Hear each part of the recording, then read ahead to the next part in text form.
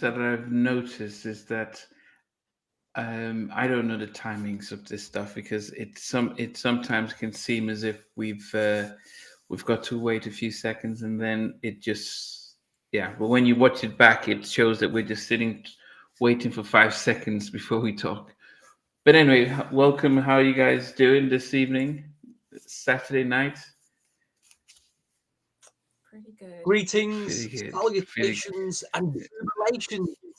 We are back for another podcast good. episode. Very excited to be here. Very excited to see you both and our amazing viewers and listeners. Yes, and it's strange. We've got, before there was "Don't Be Cruel," before there was any heartbreak, there were "King of Stage" and "Under the Blue Moon." Yes, you needed to have your not so great albums before you can do your great albums. Hello, Emily, and this is going to be an interesting evening because it was so difficult that we had to combine both albums. Both of the albums, one from New Edition, one from Bobby, that came out the same year, that preceded their, one would say, their biggest selling album, which came out 2 years later. But anyway, Oh, how can we just mention one yes, thing before? Really important thing. yes, The go shocking, ahead. the shocking, sad passing of one of our PR, music, soul, and R&B friends last week, Mr. J. Ross, the boss. We didn't manage to do a tribute Yes. to him. We're going to try and do a tribute podcast to him, but him passing Mm. away has stunned in the radio DJing soul community. Yes, yes. For those who didn't know, I mean, Jay was, for independent artists, he was very influential in trying to promote their singles, and I would say he is the connecting me with Jackie, who's like now a big sister. I got connected to her through Jay. My interview with Mickey Howard, with also I Can Trey Loren. The last conversation I had with Jay was when he connected me with Trey Loren and set up that interview, because they're both in LA and he met up with him and twice he was going to do it just before Christmas, but Trey was busy singing with Mariah and he got this sort of so. I owe a lot to Jay, and he was, died in his sleep. He was probably in his mid 30s. So, yeah, yeah, they haven't done an autopsy to understand, but it just shows that you just never know. But anyway, so Jay the Boss. Melodic, welcome, welcome. I love the title of this, Bobby's Bold Beginnings. Yes, Bobby's Bold Beginnings. Yeah, so we are going to be looking at both the King of Stage album and Under the Blue Moon album. We talk about why they did those two albums and the legacy it left, and whether they were good albums. Some of us think they were good, or whether they were just strange albums to do. But anyway, what about you, Miss J? I mean, I know you're a massive New Edition fan. You've even got the vinyl behind you. What did you make of both the King of Stage album and Under the Blue Moon, released in '86? When you were still a thought in your parents' mind. Well, I actually enjoyed the New Edition album. It was I remember the one song from the Karate Kid soundtrack kind of like catapulted this album. So I like old school music. I love the 50s, 60s type style music. So I actually enjoyed this one. But King of Stage was making me mad. I had this. Oh God! It was like I wanted to fight. Like I had to fight to just listen to the entire album. I was like, whoa. I, but I had a favorite. I got a favorite song on there. Cause saw my Okay. rendition of it. Okay. Okay. Okay. Hey, Timmy Lee. So, you guys, as you're watching with us, hopefully you've listened to both albums, and please give us your thoughts and feedback about both albums as we go along, because we have various opinions about both albums. Stevie being one. So, what was your thoughts, Stevie, about both albums?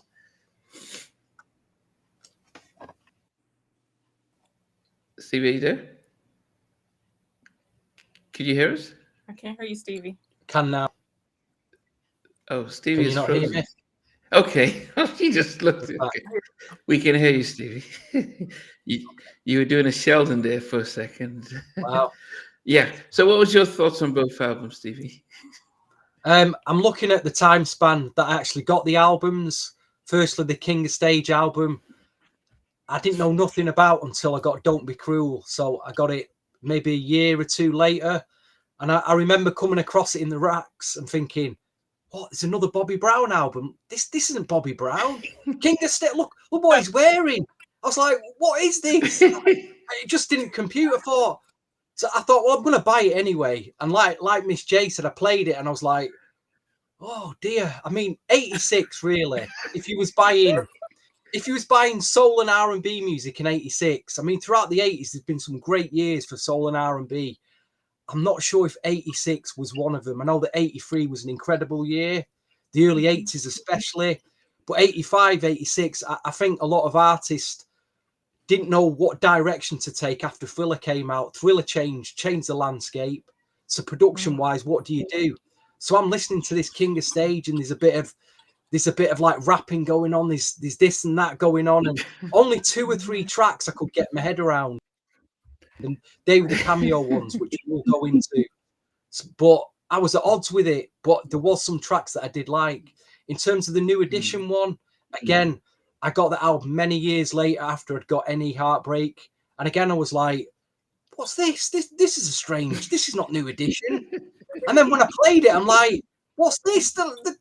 It came out in its mid-80s album, but it sounds like something out of the 1950s, some doo-wop thing. I played it once, and I only paid £1 for it, maybe $1 or whatever, and I thought, I'm not playing that again, and put it on my racks and completely forgotten about it until you said, Steve, should we do this New Edition under the Blue Moon album? I'm like, what? Really? We really got to go through this? But, you know, let's be fair, I did listen to it again. And I can see, I understand now. We'll go into the history of it, but I can see the appeal of it. And especially if you live in America, and in certain states in America, like the South, that album's probably everything to you because it makes sense. But over here in the north of England, not so much, I'm afraid. No, but you have to also remember, Stevie, the time it came out, we had Greece. Remember Greece? So that was the type of music. They had a show called with the guys who sang in Greece called Shanana. They had their own variety show, and a lot of that music was in vogue. And then we had Back to the Future, which came out in the 80s, and a lot of that. So there was, I could see why around 80 in the mid 80s they did this type of album as a nostalgia. But I wanted to read out some of the albums that were released in 86 to give us some context, because sometimes you could talk about 86, listen to the albums and think they were really bad albums and compared to what might have come out. So 86 we had Anita Baker's Rapture. We had the Control album, which was one of the gold standard albums. So you can now start to see production of the Control album compared to what we got with these guys. Cameo's Word Up album came out in 86. So you can see some small influence with Bobby stuff, almost like some of the leftovers they put on that. We had Loose Ends. We had Babyface Lovers, our debut album. We had Elder Barge's debut album, which he said he hated because they didn't let him write any of the songs on his debut album, even though he's a songwriter. Dancing on the Ceilings by Lionel Richie. I know we had the Temptations, but we had Bobby Womack. We had U-Turn by Isaac Hayes, Raising Hell, Run DMC. So you can see some of the influences with Bobby Brown's when he was rapping. Freddie Jackson, he What was a the few, king of R&B at that time, just like the first time. Billy Ocean, Love Zones. Remember, Billy was big then. Um, yeah, Glenn Gruffy. And so that's just a list of some of the albums that came out in '86. So in a way, I think Patti Bell had an album out as well. So in a way, you can sort of see some of the songs that were out there, and you can start to wonder. Um, Patti LaBelle had the "On My Own" when she had with Ronald Michael McDonald, so you can see some of the things that we were getting there. Prince had a "Kiss," remember "Kiss"? So um, that was what What, he friends are had a for. kiss?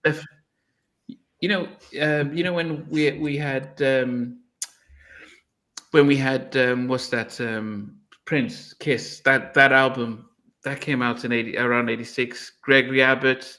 So Orange Juice Jones. Not a You bad know, year then. Actually, not a no, bad it year wasn't. now you've mentioned all those. Not a, Yeah, it's Tammy not a bad year at all. came out with Rumors. Whitney Houston was around. When did she come out? Was it '85 with Howard Janelle? Possibly, yeah. Yeah, Levert was out in '86. So in a way, Human League were out in '86 as well. Cool in the Gang. So there were some big, even the Gap Band. So what we wanted to try and do, even Lisa and Cult Jam were out there. So we wanted to, and Sade was out in '86. So one of the things, Atlantic Star. So in a way, you're looking at some of the songs that were out there. Melissa Morgan, Stacey Ladishaw was out. So Well, it's far better. It's far better than Midnight Star. 2025, isn't it? Dear me, what? Far better than Yeah. 2025. Dear me. Oh, Roger and Zapp came out in '86 with Computer Love. So yes, let me see what was said. So that was just a context of what's happening in '86. Brando said Bobby had his very first solo show at the Navy Pier in Chicago. This was the very first thing Girlfriend was out before Girl Next Door, produced by Larry Hagman of Cameo. He was nervous that night. He seemed to learn to loosen up since then. Loose Ends was one of my favorite. Yeah, Loose Ends, British group and stuff. But in a way, I would say that it was a decent year. I think most of the artists seemed to look more mature compared to what Bobby and New Edition came out with. But also, let's talk about New Edition. You said, Stevie, you bought it after and listened to it and were surprised that they came out with this. And I do wonder if they didn't have a sense of what should we do with these young kids. They're young kids, and let's just do a cover album, because they just didn't know how to get the right sound from them after the Candy Girl and Popcorn Love and stuff like that. Well, I have been doing a bit of homework, Namdi, about why this album sounded the way it did. It's down to a producer called Freddie Perrin, and before they even made that album, they did a track called "Sure Miss J Knows All About." That track, Earth Angel, was a hit, and it was in the movie Karate Kid 2, and it was a cover version. Now, I checked him out as was like, whoa, hold on a minute here. Fred Perrin was in Corporation, the Motown production group, who produced and wrote stuff like I Want You Back and all that. He was behind all that. Then he was part of he wrote and produced for a group called The Miracles, and he had two big hits with them called Do It Baby and Love Massage. They were like number ones, The Miracles. Now, if you go back to a song we know very well that's covered by Bex, it's so good. It's so hard to say goodbye to yesterday. Freddie Perrin wrote that track for GC Cameron. Was a huge hit, and then he ended doing some work on the Staying Alive soundtrack, Saturday Night Fever. He had a big hit on that, so he had a big resume. He was like, of the 50s and 60s, he was like the dark child, this Freddie Perrin guy.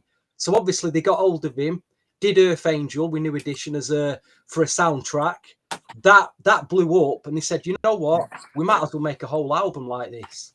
And he produced the album, and they did a bunch of covers, which we know a lot of them songs on there. But if you listen to Donald Trump, Let's Make America Great Again, I'm sure he's talking about the 50s, mate. I'm sure he's talking about the do-what rock and roll era, because it was, looking back in, the history of America and music, rock and roll really was a great time. You had obviously Elvis Presley, Little Richard. You all had all them 50s do-wop-a-lop, groups, load of harmonies. So it kind of made sense. And now I understand the history of why they did this album. I can appreciate it a bit more. I can appreciate it a bit more, and who's behind it and why they chose them. Yeah. So if you're still awake, folks, after that little issue, if you're still awake, bro, there you go. That's why it sounded like it did. Yeah. And I guess we have to appreciate King of Stage and Under the Blue Moon, because as bad as those albums were commercially, it then gave us the Heartbreak album and gave us the Don't Be Cruel, because that was they said we need to get into a direction that that mirrors. But the timing, they both came out in the same year, right, with both albums.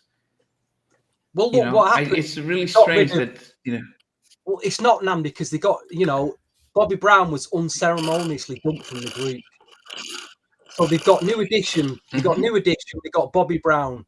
MCA actually had to buy it again. Do me research here. MCA that year bought New Edition out of their site to get them to do, and this part of the album deal. So they did this album, and then you've got, who was it, Louis Silas or Jerry, who was on MCA at the time, didn't want to get rid of Bobby Brown. They saw potential, but it was like, what do them? And like you say, we're on the charts. They're having big hits with Wood Up, Candy. He probably knew Larry Blackman. They thought, let's get these guys in, do some tracks with Bobby. They were the big thing in the mid '80s. They were I remember on Top of the Pops. Old Larry Blackman with his red cod piece. Don't you ever seen that?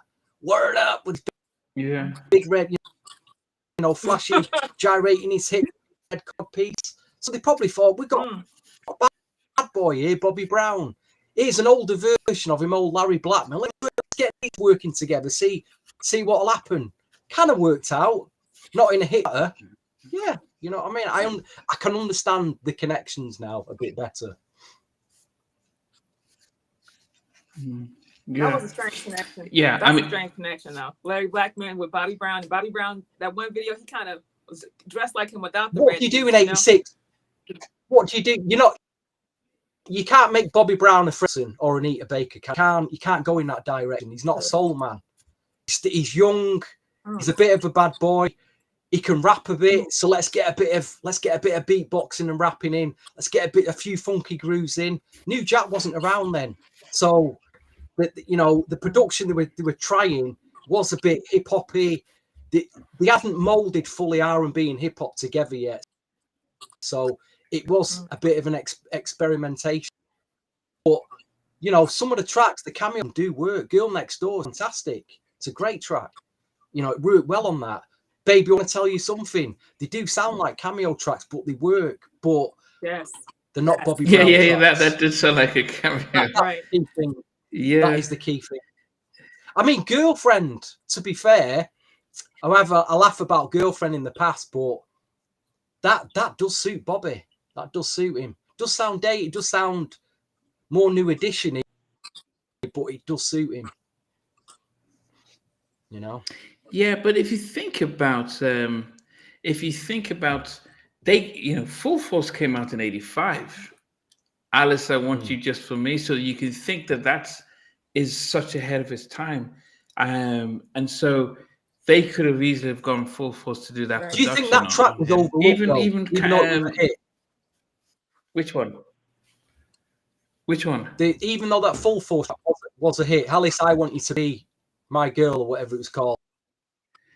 The production on that, Yeah, I'm thinking, shouldn't have everybody else around? They didn't at the time. It was sort of like, I think it took people by surprise. That sound, to be quite honest. Yeah, yeah, maybe the image didn't match the. I mean, you just didn't know what to think of six guys who look like bodybuilders. It just didn't seem to work out and stuff. But I know that was a big song globally, just different. But as I said, when we look at both the albums, I do wonder how the guys at New Edition must have felt being bought out of their contract from Morris Starr, put on MCA, and they said, "Look, we're just going to do this," and they're looking over at Bobby, and he wasn't doing any better. I think "Girlfriend" was a nice little. That was a nice steady hit. You know, I think everyone remembers the video with him wearing that blue sweater and walking around the campus. It felt like, oh, okay, this is something. And then even "Girl Next Door" was different as well. But I think they just let me see, what was the other one? 17. I said, I think if you listen to it, I think I can appreciate King of Stage a little bit better. The one track, and we'll go into it. Baby, I Want to Tell You Something. I did think was a cameo track, right? But almost like, yeah, but you're young. We need to do some hip hop stuff. Oh yeah, and then the whole rapping in the middle of it, just kind of, yeah, we didn't need that. We didn't need that. Yeah, it was almost like a combination. Only three of them look like bodybuilders now. No, that was yeah. But with Full Force, but they were the three brothers with the face of the group and stuff. I'll tell you what, though, but Nan, yes, if I was planning on going to Turkey this year and maybe enjoying riding a camel in the Turkish sand dunes, I need a bit of camouflage. I think I'm going to take Miss J's head wrap because it's perfect camouflage, wouldn't it? The hat, sir. Yeah, for the desert. As a hat, okay.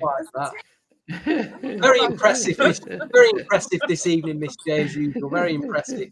Thank you, sir. So, are you telling me, Miss J, because I know you've got Under the Blue Moon on. So, when you first got, is that an album or just a poster or the vinyl? Album. It's the album. Yes. So when you listen to it after Heartbreak and after, I'm sure you listened to it after Home Again. Did you not look and say, okay, what is this? Or what did you think? No, I see the glass half full. I didn't think anything negative of it because I like old school music. So, Karate Kid, I was a fan of that movie, the series, and so I was crazy about Ronnie DeVoe and Ralph. So I also like Happy Days and Grease. Grease is one of my favorite movies. So yeah, we all loved Happy Days was big as well. Stevie, did you not watch Happy Days? Oh, Happy Days! Listen, you tune into Happy Days and you're waiting 10 minutes for that big moment where the Fonz had come in. Hey! No, come in! Hey! You know what I mean? That big moment when it comes in, that great moment. I'm here. I'm finally here, folks. Don't worry. I'm here to save the show. All Fonz there, you know what I mean? Yeah. What a guy he was. So I can get the, and so that was a lot of the 80s. So there was a throwback to some of the 50s and stuff. As I mentioned, I don't know anyone watching if you remember the show by Shana now. That I remember as a kid watching that. I mean, Grease is a film you can watch over and over and over again. It's just a classic film. Right. Great film. Yeah. There's certain films that were made in the 80s that I can watch over and over again. And Grease is one of them. Wizard of Oz, that weren't made in the 80s. It was made, but I can watch The Wizard of Oz over and over again. So yeah, that's another podcast anyway. Yeah. So, but yeah. So I think just thinking about the album, I thought when I listened to, because I must say I hadn't listened to Under the Blue Moon until we did this, and so when I listened to it at first, I was like, "Oh goodness, it's so old school," But remember, Ghost came out with what was the name? All This Love by that song. And so it was easy to listen to the New Edition one and say actually felt more cohesive because the songs were all the same era. So it felt like a nice concept album. Ralph sounded amazing, and they pulled it off. It felt like as a group they pulled it off.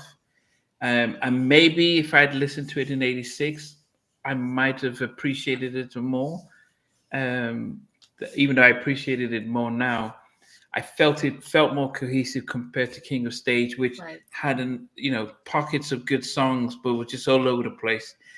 Elements of Bobby trying to find himself, but it just felt like we're pulled in different directions. And I had some nice production in some cases, and in some cases it was like, yeah, we're not sure what to do here. Let's just throw some rap here. Let's just scratch around here. Let's just put things together. King of Stage, and it's like, okay, it's I'm sure something would hit. Yeah, but that was my impression Nandi, of both albums. Say you're going out to a record shop in 1986 and you're seeing what's coming out in the 80s. To be fair, there's a lot going on. You go in a shop and you're buying the new synth pop album by, say, the Pet Shop Boys. You're probably buying it, hip hop, like you say, a Run DMC album. There was just so many clashes of stuff going on. Heavy metal, rock, glam rock, all that was happening. Like you say, you Anita Bakers, and then you come across this album by these four young guys called New Edition, and it sounds something like out the 1950s. You're going to be like, what? But saying that, I remember on Top of the Pops in the 80s, there was always something that sounded like it came out the 1950s. Right. Like, do you remember Shakin' Stevens? I don't know if you remember Shakin' Stevens. Yeah. That's the number one. Yeah, Green Door. Cliff Richard. There was always something that harked back to the 50s because they were still clinging on to Elvis. 50s. But it's like now with us, we're in 2025 and we're still clinging on to the 90s.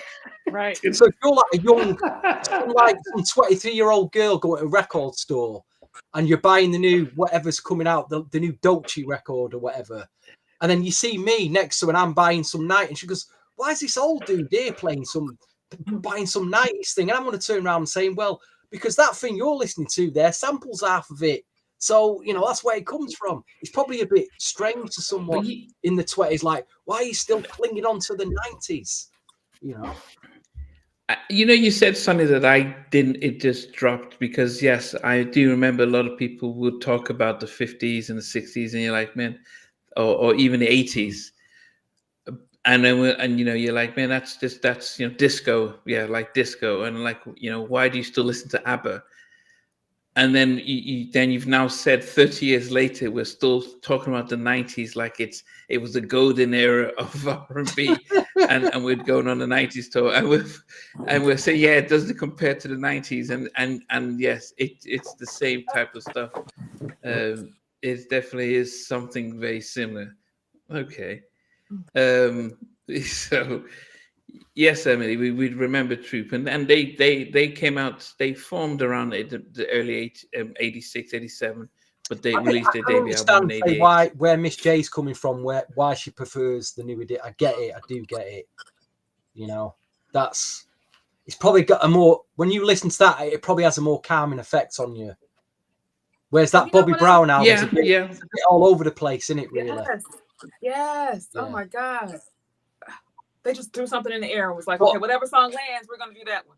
It was. I think the reason why I appreciate the Bobby Brown more, because I understand from a production point of view, especially in the 80s, where the album's coming from and what they were trying to do. So I get it more. Whereas I probably, there was a time when I thought, you know what, I've not got any of this 50s doo-wop in me. I remember in the early 2000s, there's this shop that I went in, this old soul shop, and they had a 50s doo-wop section. And I'm looking through it, and I didn't have a clue any of the groups, but I thought, I need to get some, I need to have some of this in my collection so I can have an understanding of it, like Little Anthony and the Imperials, which he does feature on the New Edition album. So, because them vocals, second to none vocals, you're going to get great vocals. Yeah. You're not going to get many good beats because they weren't doing beats then. They're relying on the voices. No. Them old-fashioned love songs. I mean, gosh, imagine Gen Z now listening to some of those songs about love and romance, and they'd be like, "What is this?" They just would be like alien to them, wouldn't it? Really, you know. Some guy on the floor, but also like, away, and they'd be like, "What?" Even the guys today, listen, the young dudes, they'd be like, "What? Men sang like that back then?" Well, yeah, they did. You know what I mean? You know, they didn't talk about your sneaky links back then, and your no capping, no cap. Right. And there was none of that back then, was there? Right. Yeah. But Under the Blue Moon is definitely a better produced album and put together album, and we can agree that King of Stage it was hit and miss, especially without knowing what direction we should take. Should we add some of this hip hop stuff? So definitely, but well, I'll tell you what, came out within a week of each other. I'll agree to what you've just said there, apart from one thing. And that's the vocals. And I know Bobby Brown isn't known for his vocals, but I'm going to say controversially, I think his vocals on this album were better than New Editions on that album. I think they sound Ralph sounds, it sounds like Ralph hasn't established his voice yet. It's nice, it's all in tune, but it doesn't blow me away. And them guys, you know, they haven't got great vocals, Belle Biv DeVoe. They get by. Sir. So I'd say Bobby sounds good on this album. He sounds fresh, young, lively. He's singing and rapping. That's just my opinion. You can disagree. I'm sure you will disagree. And that's what I'm getting from hearing. And here's Miss J getting a boxing glove out now. Right. Where my gloves at? Because no. Ralph and Ricky, there's no way. There's no way with that album. Ralph's voice came in late years, not an issue with it. Far better than Bobby Brown's. But on this album, the vocals are not that strong on this album. His speaking voice alone was beautiful. His speaking voice alone was beautiful on this album. Just speaking. But the actual singing vocals, listen, they ain't standing up to Little Fred in the Imperials and some of them tracks they've covered. Oh, I can't wait to get on that track. Oh my god! They sound very few. No, but I think I think vocally I did prefer the New Edition one to King of Stage, and I think the Hey Simply Linda and Hopeful and DJ All Day. I think Bobby was shouting and screaming a bit. There were elements of classic Bobby that we grew to know, but he was just 16, 17. So he was still in 1986 or 87. 86. I thought he was 19 in that year. No. There was another podcast when I said about that Bobby Brown Getaway track, his rapping just wasn't at it. It didn't sound good. And the reason why I said that, because I listened to his rapping on this album and it sounds far better. It just sounds far better. Wait a minute. What you talking about? You saying the rapping on King of Stage? What you talking about, Willis? I finally got Miss J to wake up. You're talking crazy. You weren't talking crazy. You're telling me his Getaway. You think the King of Stage rapping was better? You listen to Bobby Brown on Our Own. You listen to Bobby Brown on Every Little Step, them raps. Brilliant. You listen to Bobby Brown on Baby Wanna Tell You Something. Rapping's on point. He sounds on point on it. But on Getaway, he was 17. He sounds tired. He sounds really tired to me in that rap. Tired. Anyway, we could definitely agree to disagree. He was 17 when he did King of Stage. So I think they were all around that age, and they didn't have an Usher or Chris Brown to model, as in what kind of music fits us. They really had to find their way around with both. So it was just 17 shouting us. So that was his age. Me, you'll be all right. So, stick with me, you'll be all right. You will. Yeah, Bobby was born in 69. And so, Okay. So I think, how do we do this? Because we've got the two albums, um, and I don't know if you rank them separately or individually. Um, I think it was hard for me to rank Under the Blue Moon because I kind of rated all the whole package as one. I think the King of Stage, I had some that I warmed to, but not all of them. I thought some of them was hard to gauge. Um, I did so, do on your order. I did do a top 10, Namdi, and I did compile the best of each album. Combine the two? Yeah, into a top 10. Okay. So I followed your orders. Don't worry. Miss J, what about you? How did you? I did separate top 10s actually. I did my Oh, well tap. the The stage only had 8 songs actually, right? I think it was 9. No, Yeah. I think 9. So I did the same. I did the rankings for each album separately, but. Whew. Okay. Okay. Don't worry. I thought, yeah. I think, look, Bobby's a great rapper and entertainer and stuff. But I do prefer him subsequent later on. All right. So, Stevie, I mean, do you want to say what got you number 10 for you? Yeah, I have no problems with that because there was only how many tracks on the King of Stage? 9. 9 tracks. So to fill number 10, I had to put a new edition one in. In fact, I'll be honest, I put 2 new edition tracks in here. So start at number 10, new edition, and I put "What's Your Name?" Da, da, da, da. What's your name? That kind of stood out to me actually. I like that song. It's very, going up to a girl, Miss J, what's your name? So yeah. He sounds so cute on that. His speaking voice was beautiful on that song. What's your name? Yeah. So that was one of the standout tracks for me on that album. I can get that. What's your name? Okay. And these days, if you walk up to a woman, say, excuse me, miss, what's your name? They just ignore you and walk away. So changing times, unfortunately. Changing times. Until you get the unit, them were the you step days. aside that lap, they come back and walk the other way. Amazingly, I don't know why. They walk towards the car, they walk away from you, they come back to you and say, "Hey, what was she saying?" Amazing. I don't know why though. Those were the days. So, Miss J, what about you? Well, sir, let's see. Well, I have 2 different lists. So should I combine them? So I have for my my new edition, I have Bring Back the Memories. Bring Back the Memories.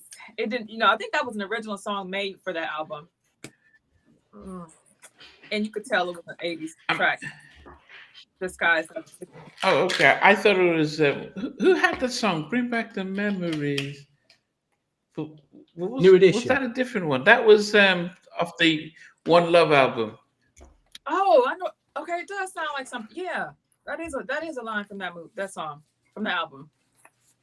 That was Okay. I'm surprised.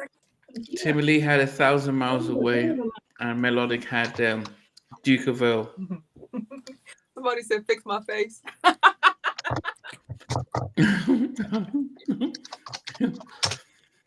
Yeah. No, it was referring to when you had that little. When I mentioned about no, Bobby when Stevie said that Brown and he's rapping, and you just like went, what are you referring to, Miss J? Not your actual face, but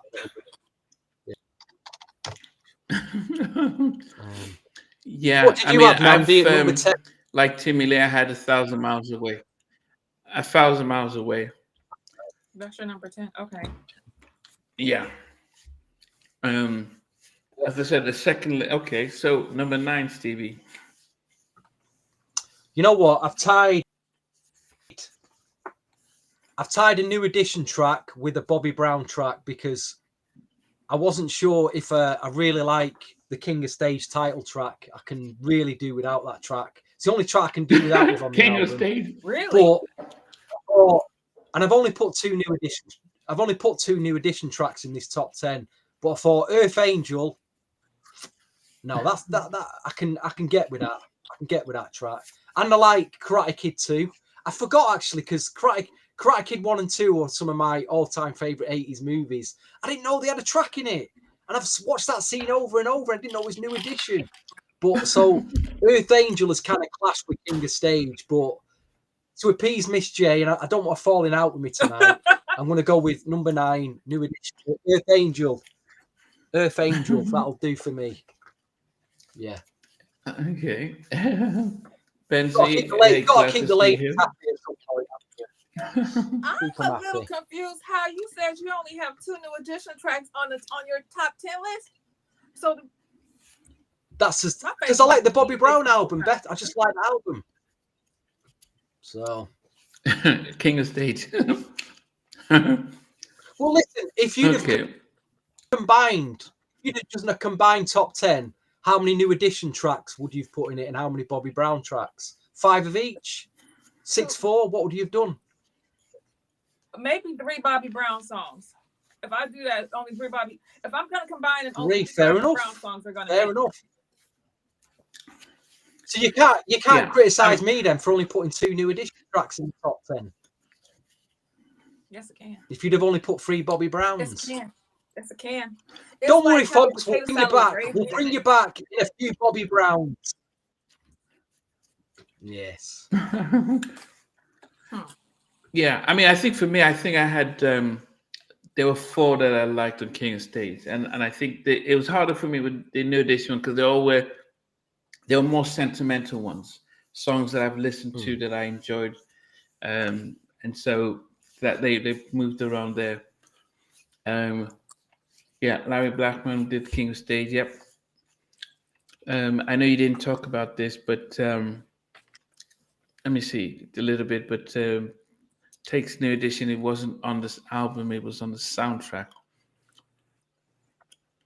Okay, Miss J, what was your number 9? What was that? I'm about to change this list right now, but because I'm taking Bobby. I don't even want to read Bobby's. I'm sorry. So I'm gonna go with Duke of Earl. Duke of Earl, New Edition. She's only saying that because of me. No. Yes, Miss J. Yes, Miss J. You got the hump. You got the hump with me now, so you could put Bobby Brown out because of that reason. I'll put some Bobby on here though. I'm gonna put some Bobby on the list. I hope you do. Yeah. Okay. So yeah, Duke of Earl.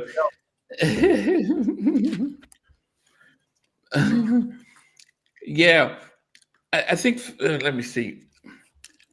I did have. I did have What's Your Name, a nice New Edition one, as my number 9 track. As I said, most of the tracks were similar. You know, it was just whether I knew the song or not. But that was my number 9. Yeah. Okay, Stevie, what about you? Number 8. Where do we go? To Bobby or to New Edition? Well, we'll go to the Bobby Brown album. But what I will say about Earth Angel, if you try to stream it at the moment, apparently it's not. It's the one track they took off the album, so you can't even stream it. You can listen to the rest of the album. Apart from Earth Angel, it's not on streaming. So you're gonna have to do what me and Miss J did and go out and buy the album to hear Earth Angel, or watch the YouTube video. So I'm starting at number 8 with Bobby Brown and Spending Time. The ballad. There's a guitar thing in it, and I'm listening. I know it's used in something else, but I can't think what other track it's used in. Anybody in the comments can tell me what that. It's from another soul track. I'm certain it is, but it's a nice track, and I like it for the guitar bit in it. So, but if anyone could tell me, please tell me. It's doing me head in. What song is that? Spending Time. It's one of the slow tracks. There's 2 slow tracks on it. I'm spending time with you. Da, da, da, da, da. That don't sound like the same song, Stevie.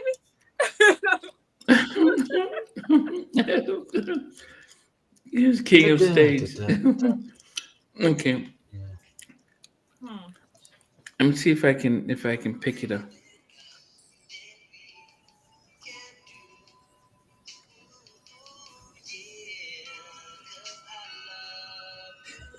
Yeah, actually, as I said, when I did listen to it at first, I'm like, what kind of rubbish is this? Then you listen to it again, and it's like, okay, I could, I mean, apart from, as I said, King of Stage, which, yeah, okay, all right, Miss J. So, what did you have? Number 8. Number 8. I'm gonna try to put Bobby in here, okay? See, this is on my Bobby list. Is higher up, but I'll put Girl Next Door. I'll put Girl Next Door number 8.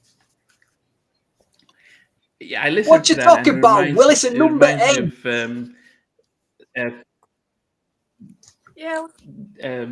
Beverly Hills Cop. And That the sound they use in Beverly Hills. That was the yep. And you know what about Girl Next Door? Next It Door looked like a cameo video too. To me, it was like he was dressed like Larry Blackman without the red piece. And then the crazy thing about Girl Next Door is the guy who played, what's the actor's name? Payne. Is it Carl? Is it Carl Payne? He played Cockroach. He's also like he is the boyfriend in that video Girl Next Door, right? And Bobby Brown is peeking in the keyhole, but he's also Bobby Brown's first baby mama's husband. I'm like, so in that same video, that's the same guy that ended up getting with Bobby's girlfriend at the time. Girl Next Door video. In real life? I'm sure fans probably know that. But like the Girl Next Door video of Bobby Brown, the guy who's the girlfriend's, the girl he's staring at, her boyfriend in the video, is actually the guy from Martin. He played Cole and Martin, right? And he's also Bobby Brown's first baby mother, Landon's husband. So like, that's strange. Oh. So two of her men were in that video. Oh, they're on a budget then. Okay. They're on a budget. Then. Okay. They just rushed her in. Yeah. Okay. The guitar playing on that track is amazing though. I would. Yeah. Yeah. Oh, brilliant guitar playing on that. Someone said they wanted to be the same director of Strange. Yeah, it does look like that. Carl Payne. Yep. Okay. Yeah, I mean, I think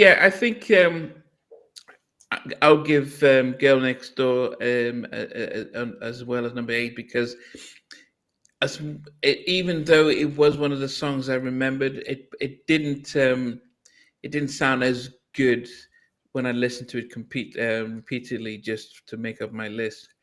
I did have more favorite ones on the Under the Blue Moon. So Girl Next Door. Back to you, Stevie, number 7.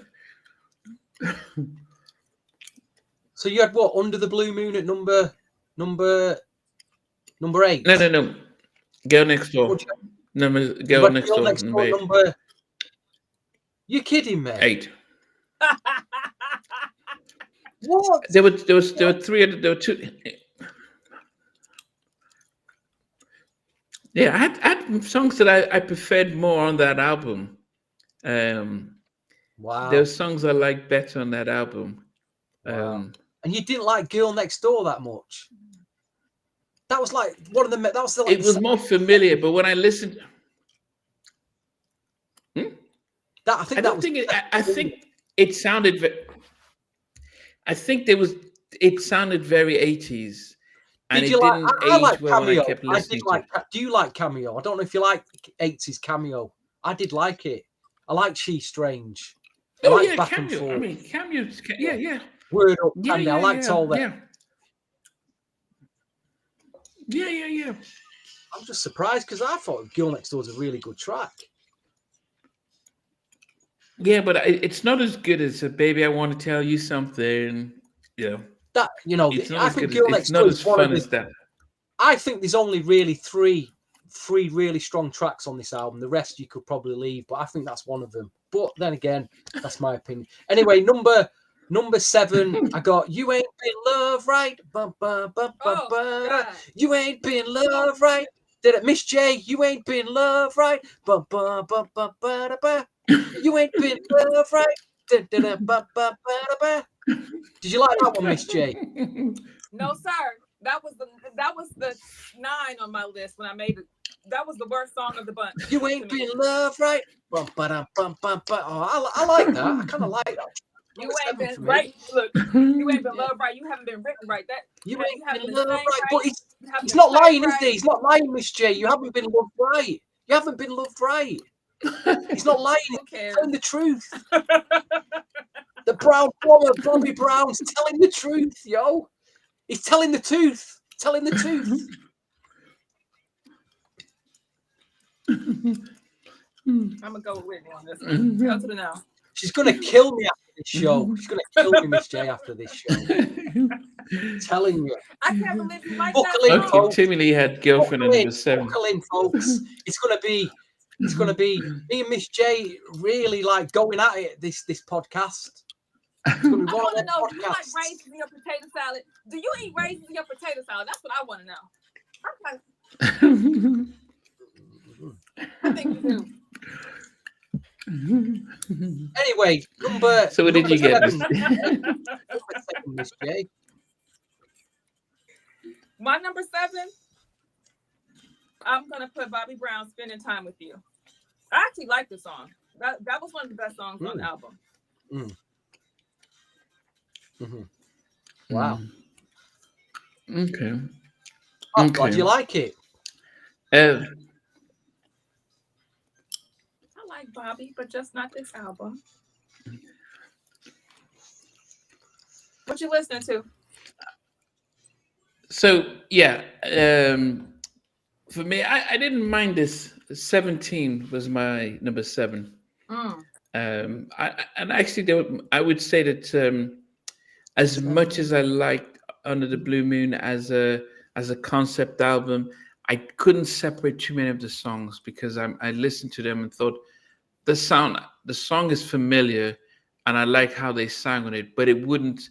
I think Bobby had songs that I could either like or loathe, and I think majority of my list would come from the King of Stage album because I sort of the other songs just all sounded familiar, and they were all together.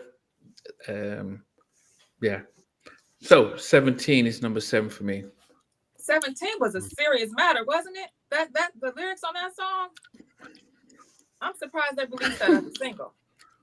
That was like the Brenda's Got. But that was his age. That was very Brenda's Got a Baby type.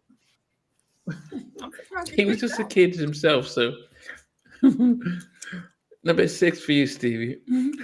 Blue Moon, Miss J, I saw you sitting there all alone. Blue Moon. No, actually, I've got Your Tender Romance. Your Tender Romance. Your Tender Romance. Actually, that was Paul Jackson Jr.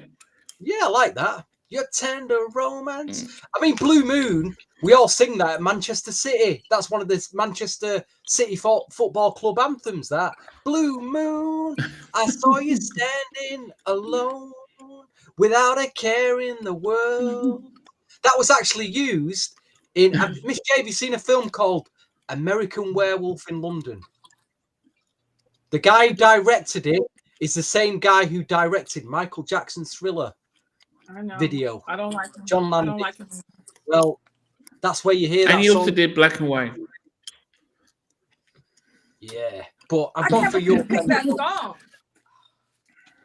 So Your Tender Romance.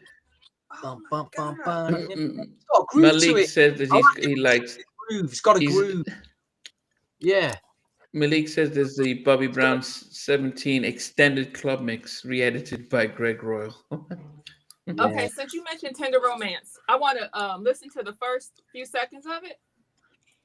Only the intro, because to me that song is difficult, y'all. Okay. Have a listen 30 seconds of it.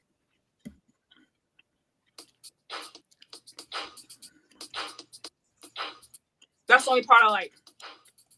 You know why I like that? Okay. It reminds me of this.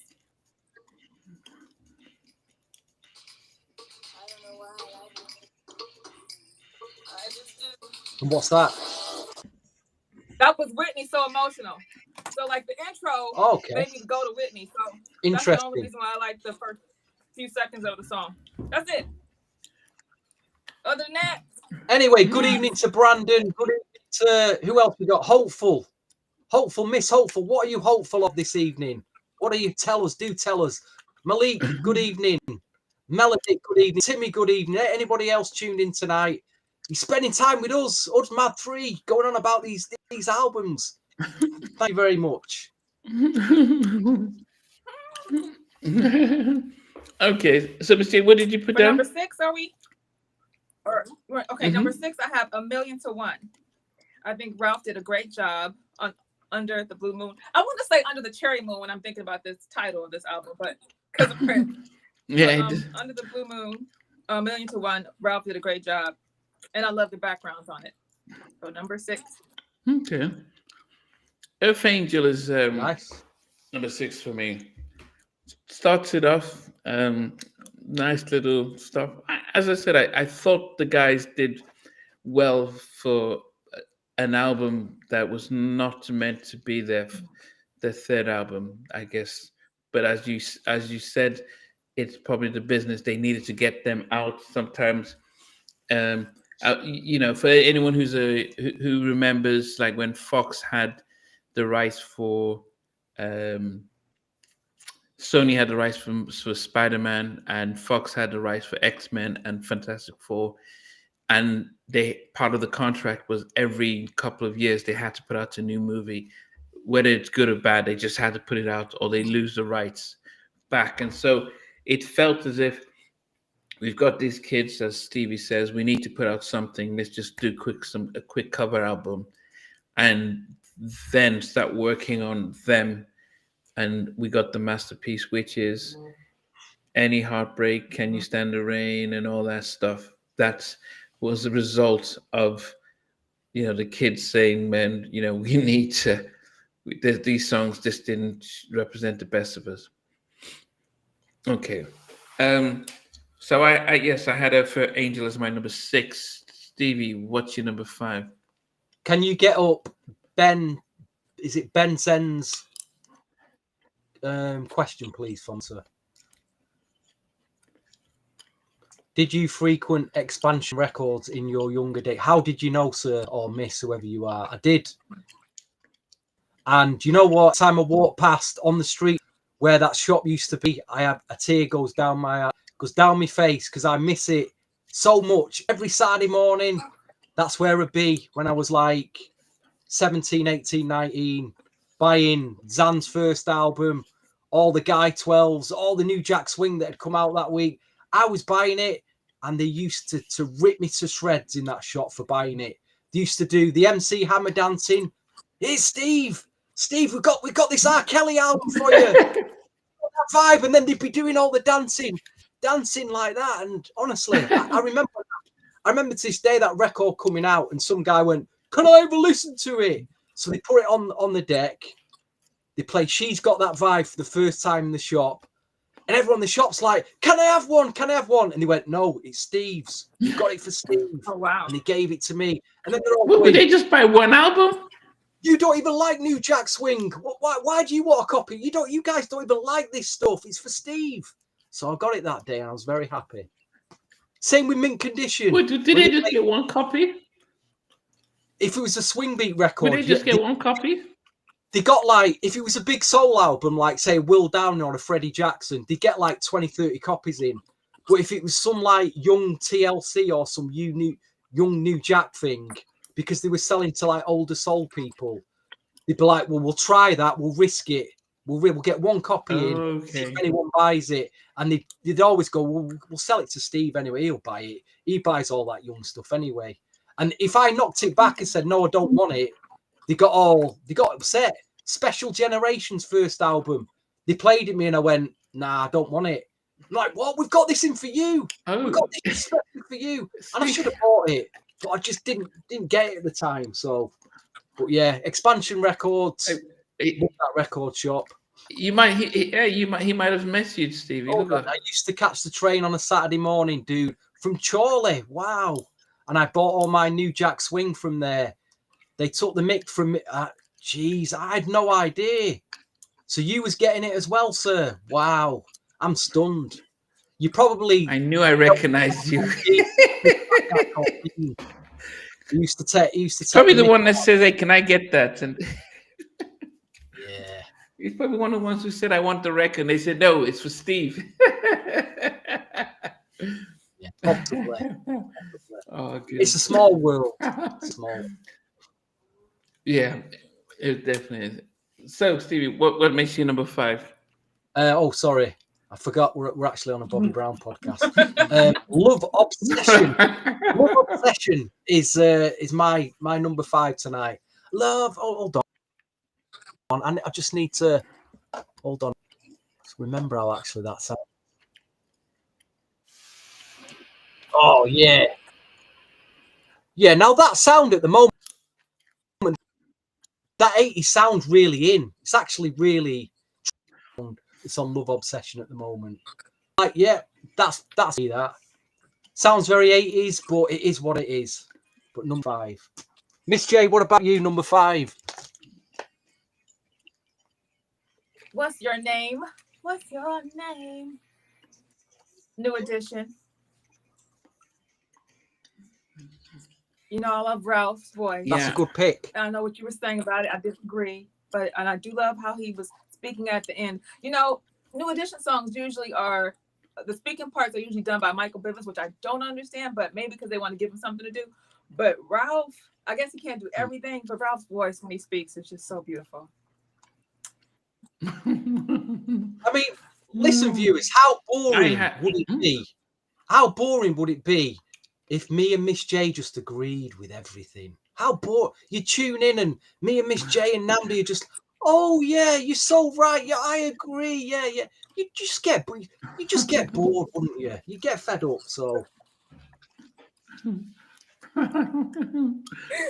Yeah, I echo that, Benzi. Yeah, Malik's got an amazing channel with his singles and remixes and extended mixes. Your Tender Romance was number 5 for me. Paul Jackson Jr. and really funky and everything. So as I said, there were elements. I appreciated the album third time listening to it more so than I did when I first listened to it. So we're in top 4. So I think majority of my album songs are going to come from King of Stage. But we'll see. Stevie, what's number 4 for you? This is the song where he tells a story about some young girl getting pregnant at a young age, at 17. So it's a pretty serious subject matter. And that, you know, for Bobby to be singing about that, what age did Bobby get his girlfriend pregnant? Was it 17? I don't know. I suppose he was 19. Yeah, I suppose he could relate to that song, really. So yeah, I like that song, 17. I do like it. It's number 4 for me. Okay, Brando. Take to you later, Brad. I mean, has been around since in 2 weeks' time is 5 years on Halftime Chat, and he's been around since the very, very, very beginning. I remember Brando being there. So yeah, good to see that you're back in with us tonight. Yeah. Okay. Timmy, number 4, you got Bring Back the Memories. I hear that and I'm thinking about the Jimmy Jam and Terry Lewis production on One Love, Bring Back the Memories. Okay. And favorite track on the album and the great Robert Brooking production. Okay, Miss J, what's number 4 for you? Number 4 is the only song that Ricky Bell got to lead on this Under the Blue Moon album, and that's Hey There, Lonely Girl. Give me more Ricky Bell. Hey there, lonely girl. Miss J, why Ricky Bell? I feel he's like an underdog. I feel like he doesn't get it. I appreciate his vocals. Like, he showed us when he was in BBD what he could do. And I just feel like he was slept on for a long time. And he could have done more on this album. Like, there are so many parts that I'm like, I want to hear Ricky do that. Like, but we didn't get Ricky. So this one, I like Ricky's voice. I love Ricky Bell. So I want to hear. I love them all, but Ricky Bell, come on, but they don't use him enough. They didn't use him enough until after they saw what he could do with Poison. So in order of favourites, then you've got Ricky Bell in terms of your favourites from like say 5 to 1. Number 1 is Ricky Bell. You mean singers of all time? No, if you had to put the guys in order in how much you like them. No, in general, New Edition in general, you take all 6 of them. Who's your number? Ricky Bell's your number 1. We know that. So who's number 2? No, actually, Ronnie's my number 1. Ronnie's my number 1 because of his everything. But vocally, Ronnie is a revelation. She changed her mind. No, Ronnie's my favorite. You said you was a Ricky Bell girl. But well, I love Ricky Bell's voice. Ronnie doesn't sing like Ricky, you know. But we know Ronnie's not the singer. But I still love Ronnie. Ronnie's my favorite. Always has been. Always will be. Well, even though he's vocally, favorite. Ronnie is just everything. Ronnie even though great showmanship. Ronnie all around guy. I love Ronnie. But Ricky, to me, is under. They didn't use him enough in the beginning, and I think that Ricky was like a hidden gem, and he could have done more, and they didn't give him more. Like we got like the slow songs from BBD. Hey ladies, you know how he was. Oh, Ricky was bringing the house down. Like I mean, still Ricky's voice is still beautiful. I don't know if they just didn't. If he wasn't, you know, we saw the movie. I don't know if he wasn't coming to the studio because Ralph was assigned to do all the roles. But old school music, Ricky had the voice for that. Like, Hey There Lonely Girl, his voice was perfect for that song. And I needed more of those high notes he was hitting on this album. Ralph, all right, let me ask you this. Let me ask you this question then. Let me ask you this, right? And this is just, don't take it too seriously. Just hypothetically. Okay. It's never going to happen. It never did happen. But in your younger days, one night you went to see New Edition live. After the concert, you got backstage and you was in the room with New Edition and you had some drinks. And then from then on, you couldn't remember the night. You woke up the next morning and realised you were pregnant by one of them. Which one would you have been happiest to be pregnant by? The one who got lips like mine. That's Ronnie DeVoe. There you go. There you answered the question there. The one that's a favourite then. Sorry, it's not Michael Jackson, but that's who would you be? Who would be your number 4 on your list? We talking about the song, right? Yeah, the song. Yeah, we're back to the song. We're back to the song. Oh, dearie me. Hey there, lovely girl. Hey there, lonely girl. Okay. Okay. Trouble. You are trouble, Stevie. Yeah. I mean, I could ask Namdi the same question if he got backstage with En Vogue, and which lady would he have liked to have woke up to next in the morning? But we won't go there. We won't go there. He's a married man. Blue Moon was number 4 for me. Blue Moon. You traitor. I mean, because you're a Liverpool fan. I'm surprised. Very well Manchester City's theme tune, Namdi. You're a traitor.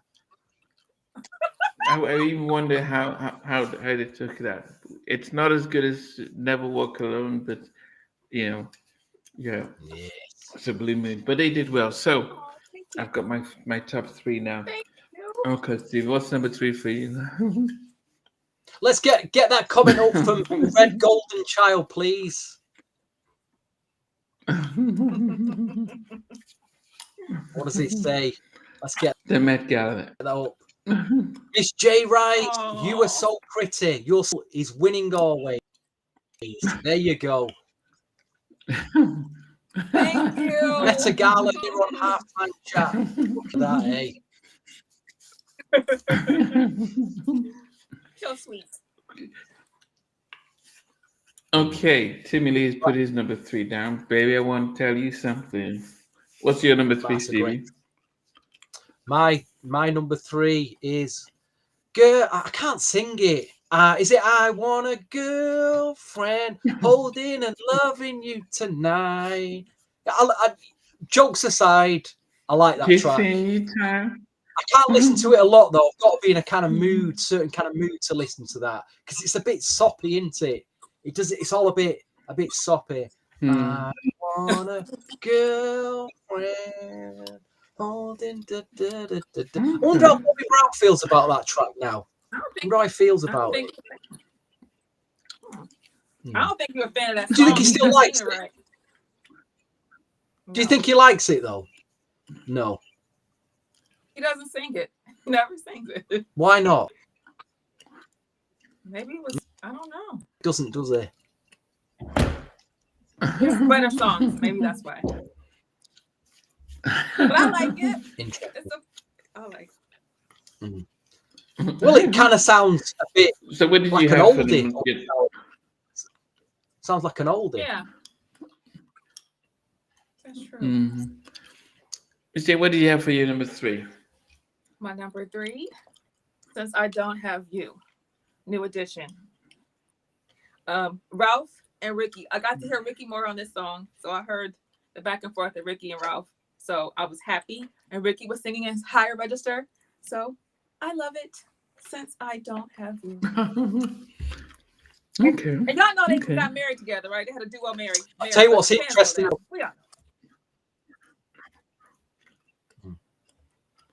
I've just noticed something quite interesting about that track. It says strings arranged by Gene Page. You know who Gene Page is? He's the guy who does all the strings and orchestra for Barry White. Gene Page. All that Barry White stuff, loves orchestrating all the strings. He's the guy. He's the guy that does it all. He's a bit of a legend, that Gene Page. And it also mentioned, I've got to check the Skyliners. What a name for a group. Check them out, the Skyliners. So your number 3. Yes.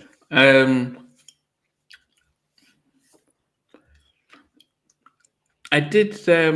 Yeah. So number 3 for me is. Oh goodness, am I so sure about this? King of Stage. I think as bad as the song was, it was. Terrible. There were elements of me saying, "This is the Bobby that later did Prerogative," because it felt like okay.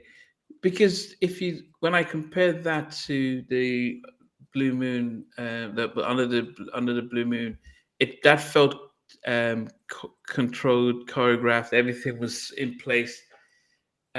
King of Stage just felt as if it was just all over the place. And Bobby, just do your thing, whatever it is. And if you notice how Bobby, in subsequent albums, he had his own unique vocal stuff, and he was like, "Yeah, I know, and I don't know if you guys have seen the interview with Show Shock from Show Shock and Carlin, and he's not supposed to be on Whitney Houston's Heartbreak Hotel, but he said, yeah, let me sing the chorus and stuff, and he's all over the place. But I think the seeds of just do your thing, man. Don't follow a script. Even Darryl Sims talking about working with him on Don't Be Cruel, he was all over the place, and they had to contain him. So you can see the seeds here. So King of Stage, right? It was just all over the place. But I just said I can see where he was just allowed to become himself, and people just said, "Let's see what you've got to bring." Yes. I like that analogy there. Now, and I said it. I said it's bad, but I just think, yeah, somebody was saying it's bad, but it's in my top three. I just thought it was just like, I love Bobby. There's, I, the reason why he's in, people love him is just because when you see him during that Don't Be Cruel tour, he was just memorizing, and he didn't sing as good as Ricky or Ralph or Johnny, but he has something in his vocals that you can just like, it's almost, he sings like, if I could sing, that would be my level. I can't go any higher. That would be the level. And he sings like, yeah, you know what? I'm an average singer, but I'm singing with my personality. And I think that I could see him in this. At first, I didn't like it, but when I kept listening to it, I was like, I can hear Bobby now. I can start to hear him. And the King of Stage was crazy. He just throw this in there. Let's scratch this. Yeah. Top two, Stevie. I was watching the other night a podcast Bobby Brown did with Mike Tyson. And it's been on YouTube now for a few years. And it was in my watch list to watch, and I finally got around to watching it. But I didn't know this because I remember, I mean, for those who've into boxing, because I'm a huge boxing fan, I remember how upset and gutted I was the night Mike Tyson got beat by Buster Douglas in Japan. I was just like, the whole world was in shock. How could Mike Tyson get knocked out by some dude called Buster Douglas? Well, his name is Buster. He's going to bust you up, which he did. But the story with that is Buster Douglas lost his father a few weeks before, and he did it as a tribute to his dad. He got himself in shape, got ready for the fight, and he ended up taking it to Tyson. But what I didn't know is, and I was stunned by this, Bobby Brown was also in Tokyo at the same time touring. Mm-hmm. And the pair of them were hanging out together every night, partying, girls, getting high. And that's why Mike Tyson lost the fight and got knocked out, because he was partying with Bobby Brown. It's all Bobby Brown's fault. Bobby Brown had him partying. And he just said to Bobby, he said to Bob, I remember we were in the hotel room together and I had to go. I said, man, I got to take care of this guy. I got to go and I'll be back late when I've knocked this guy out. It'll take me a few rounds. Because that's all he ever did for Tyson, didn't he? Was knock him over in about 3 rounds and the fight would be over. So obviously, Mike Tyson gets off, leaves Bobby, goes to the fight, and then ends up losing the bloody fight, doesn't he? And lets us all down. That killed the party, didn't it? So I did not know that. I'm blaming. Some people blame Bobby Brown for Whitney's demise. I'm not having that. That wasn't, she was already doing drugs in the late 80s before she met Bobby. Can't blame that on him. But I didn't know Mike Tyson was hanging out with Bobby and what he was getting up to, but it all makes sense now. So some more little nostalgia there. Number 2 is, I put this at number 1. It's the shortest track on the album, and I wish there'd have been an extent. I wish they'd have released it as a single and give it an extent. Baby, I want to tell you something. Da, da, da, da, da, da. Yeah. Oh, what a track that is. The rapping. Fire, Miss J. The rapping, baby.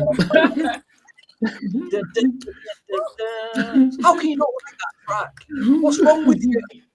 What plan are you guys on? Why is that not in your top 10? Wait on my word. Yeah.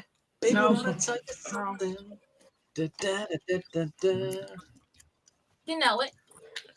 That's your number 2? That's your number 2. Wow. It is. Big shout to Malik Jefferson, who he said Bobby mentioned Smooth B on King of Stage. Smooth B, is that from Nice and Smooth, the rap duo? What a duo they were.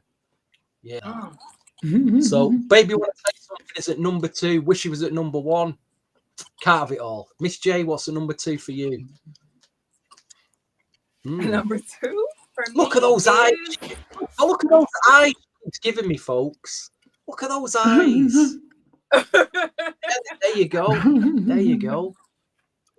You got me thinking about stuff when you talked about Mike Tyson, Bobby Brown, and Bobby Brown's sister was dating Mike Tyson too around that time, but he was off with a bunch of other women too. Really? Yeah, Leola. You've got all the gossip. You've got all the back stuff gossip that I don't know about. So you started it just now. I'm trying not to go to number 2. I'm going to number 2. So number 2, I of course picked New Edition, Tears on My Pillow. I like this song, but the interruption by Little Anthony I thought was great. Who sang the original song, and it was cute that he was kind of complimentary and shady at the same time in his part, because he was saying that you cats are bad, but then he tells Ralph to keep trying because he wasn't getting the part how the original guy sang it. So I think Ricky should have done the part that Ralph was doing, that the runs that was on the original song, but I still will pick number 2, Tears on My Pillow, because Little Anthony added to this song. A good track. Tears on my pillow. Yes. Wasn't that in Greece? I'm sure that there's something in Greece that reminds Tears on my pillow. It was. Okay. Number 2 for me is probably the most memorable song on there. I need a girlfriend. Yeah. Need you right now. Yes, so that's number 2. I thought that'd be your number 1, actually, Namdi. So you surprised me tonight. It could have been, but I have to. My number 1 is just a little bit. Something takes over the edge. Yeah. So what's your number 1? Should I start from number 10 down to number 2? Go ahead. New Edition, What's Your Name? You know what? I will go back to that song. What's Your Name? Number 9 is Earth Angel, New Edition, and I've left King of Stage off. I'm sorry, Namdi. Number 8, Spending Time. Number 7, You Ain't Been Loved Right. Number 6, Your Tender Romance. Number 5, Love Obsession. Number 4, 17. Number 3, Girlfriend. Number 2, Baby Wanna Tell You Something. And number 1, I just think it's the standout track on it, in my opinion anyway. Like I say, it is very Larry Blackman. It's very cameo. I like the guitar playing in it. I like Bobby singing in it. It's The Girl Next Door. And guys, we all like the girl next door. When we see a nice, cute girl next door, we're checking her out. We check her out, don't we? You guys know what I'm talking about. Not the girl who's got like the porn star lips, tattoo down her arm, and a skirt up her bum and all that. And the fake, where these girls dress these days. So too much in it. It's like some out of a porn movie. We don't want that. We want the girl next door. So yeah, the girl next door is my number 1. There you go. Okay. What are you saying, Miss May? What's porn star lips, sir? What's porn star lips? But that thing, what's it? They inject into the lips to make the lips bigger. What's it called? Botox. Is it Botox? And it pouts the lips right up. Horrible. Oh. Yeah, fillers, that's it. Oh, terrible. Oh, why do girls do that to the lips? I don't get it. Ladies, explain that. Why do you do that to your lips? You know why? Because they don't have them. Why mess with what God gave you? Why mess with what God gave you? I mean, these girls now go to Turkey for like BBLs, getting big bums. Crazy. Just so they can look good on Instagram. Shame. It's a real shame what's happened. The precious young ladies put themselves to look good. But that's for another podcast. Number Timmy Lee had Earth Angel as number 1. Melodic had 17 as his number 1. Somebody say, what's your number 1? Number 1? No, you can count down. Before Namdi falls asleep, please. Oh, Lord. Okay, maybe number 1. I'm going to just go to number 1. I'm not going to do the countdown because I don't want you to fall asleep on it. No, you can. Do the countdown. You can do your countdown. Yeah, you can go down. Okay. Yes. So number 10 is Bring Back the Memories, New Edition. Number 9, Duke of Earl. 8, Girl Next Door. 7, 1,000 Miles Away. 6, no, I changed it to Spending Time with You. And then 6 is A Million to One. 5, What's Your Name? 4, Hey There, Lonely Girl. 3, Since I Don't Have You. 2, Tears on My Pillow. 1, I want 2 of them to be number 1 now. Can I speak? Since we're Pick doing a 2. double Well, album, I'll allow double you that. number 1. Nandy won't. Number Nandy, 1. I'll allow you. Pick 2, please. Pick 2. Number 1, Earth Angel, and number 1, Bobby. Number 1A, Earth Angel. Number 1B, Bobby Brown, Girlfriend. I need Wow. Wow. Good pick. Yeah. That makes sense for you, that. Makes total sense. I love Earth Angel. Big girl, Okay. loving and holding. So, Girlfriend did well I this evening. think, He got a 1, a 2, and a 3. yes. Yeah, it's number 2 for me. But, baby, I want to tell you something. To me, I had to pick as my number 1. Yes. Maybe because I knew it was influenced by Cameo. But it's so funky, and yes, of course, they wanted to say, look, let's add some hip hop into it. Where he's doing some entry level stuff, but I felt it was just so smooth. I felt it was just so, yeah, I just loved it. I do wonder if they could have done a single and really pushed it, but who knows? Who knows? But they decided, instead of working on this album, let's just go back to the drawing board. And then we get a 16 million selling masterpiece, which kept him dominating the charts and the road and the industry for the next 3 years. So, baby, I want to tell you something. I mean, yeah, it is amazing how it's like, look, this formula works, Bobby. You need to follow the formula that we're using. Okay.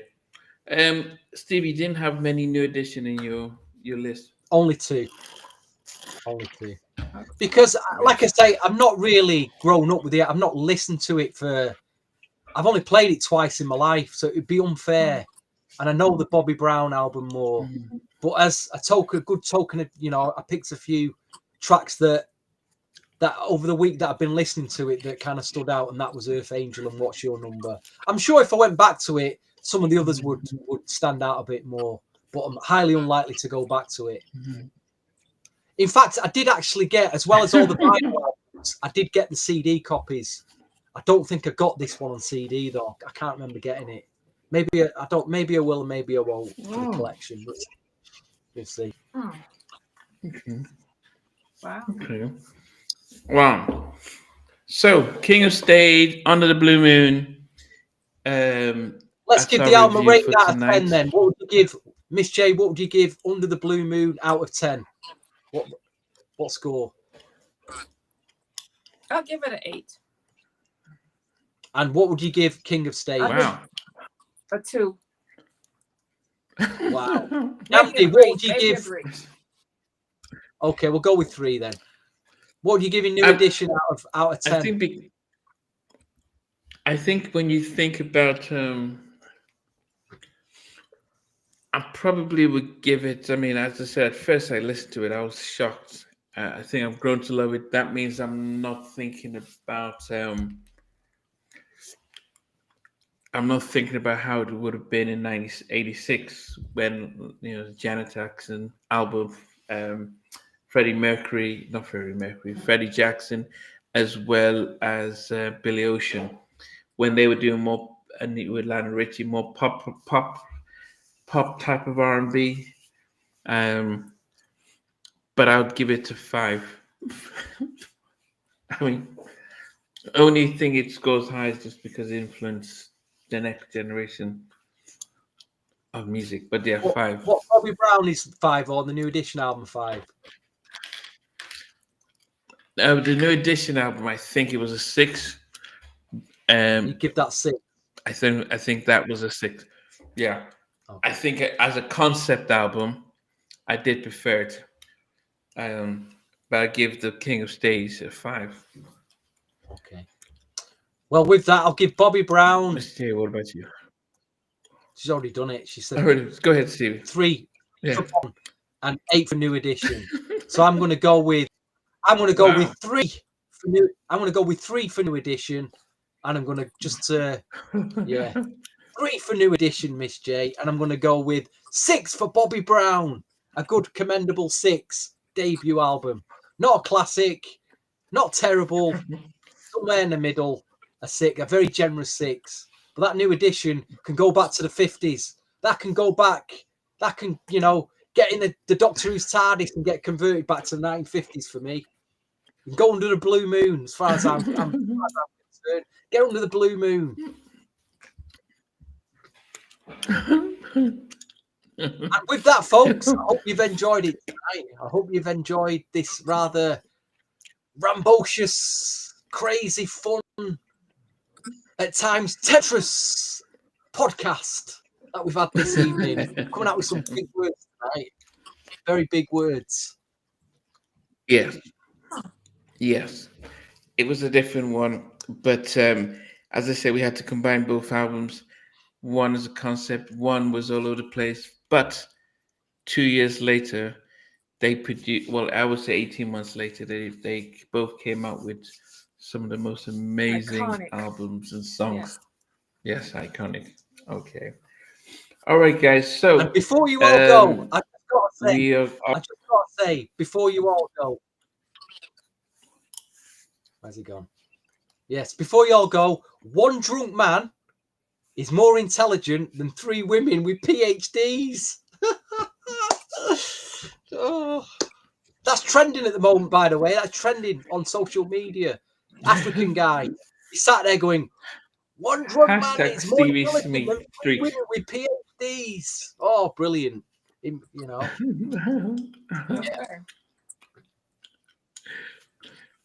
Hashtag Stevie Street. Okay, guys. We will capture it from there, and we'll be back shortly. So, from me, Miss J, and Stevie Street, we bid you a good night. Good night, folks. Thanks for tuning in. Yes, thanks for tuning in. And then, as I said, we will get you at another time. Hey guys, thanks for watching. Thanks for being a part of Halftime Chat. Please remember to subscribe, share, and comment. But most importantly, why don't you become a member of Halftime Chat? We've got amazing videos, amazing perks, and being able to support the channel. But anyway, thanks for watching. Take care. I never participated in that kind. And somewhere in between us, or even loving us, on which I did miss you. What was it like growing up? She's still making an impact on 4 houses down. I have a